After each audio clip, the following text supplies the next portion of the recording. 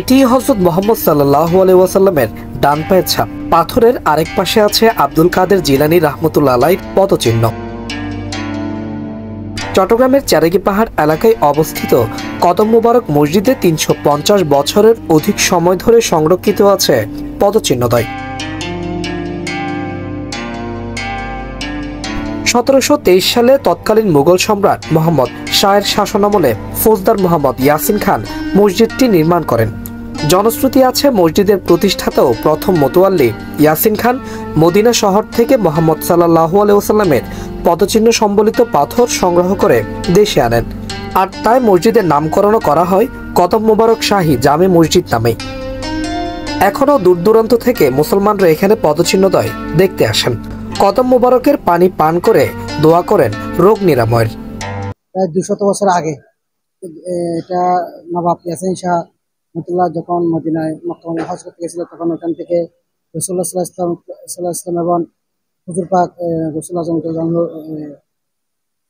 কদম মুবারক নিয়ে আসছেন ওখানে। এখানে আনার পর তখন একটা মসজিদটা ছিল একদম একটা মাটির তৈরি।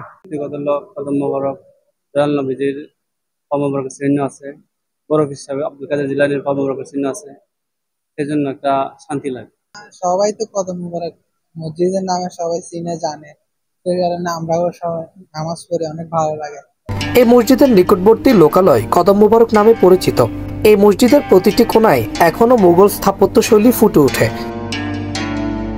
উঁচু ভিতর উপর নির্মিত আয়তকারে মসজিদের ছাদ ৩টি গম্বুজ দ্বারা ও 2টি ভল্ট দ্বারা আচ্ছাদিত। মসজিদের পূর্ব দিকে ছিল এক সুপরিসর খোলা আঙিনা। মূল মসজিদ গৃহে রয়েছে 5টি দরজা। 3টি দরজা সম্মুখ ভাগের দেওয়ালে ও 1টি করে দরজা পার্শ্বকক্ষের সঙ্গে সংযোগ স্থাপন করেছে। প্রায় ৩০০ বছর প্লাস। এখন এই মসজিদের মধ্যে আমাদের যথেষ্ট মুসল্লি, বিশাল এলাকা নিয়ে একটা মসজিদ, বহু প্রাচীন মসজিদ। এই মসজিদের মধ্যে যথেষ্ট মুসল্লিদের আনাগোনা আছে এবং এখানে এই মসজিদে মোগল সম্রাট ইয়াসিন মোহাম্মদ খান উনি আল্লাহ নবীর একটা কদম শরীফ এনেছেন এবং ইরাক থেকে গৌসে পাকের একটি কদম শরীফের চাপ এনে এখানে দিয়েছেন। এটা এখানে আছে, যে যার নামে এই কদম মুবারক নামকরণ করা হয়েছে। বর্তমানে সম্পূর্ণ কদম রসুল কমপ্লেক্সটি ঘিরে গড়ে উঠছে মসজিদ, মাদ্রাসা, কবরস্থান প্রভৃতি আধুনিক সব অবকাঠামো। সাদাত হুসাইন, বাংলাদেশ টাইমস, চট্টগ্রাম।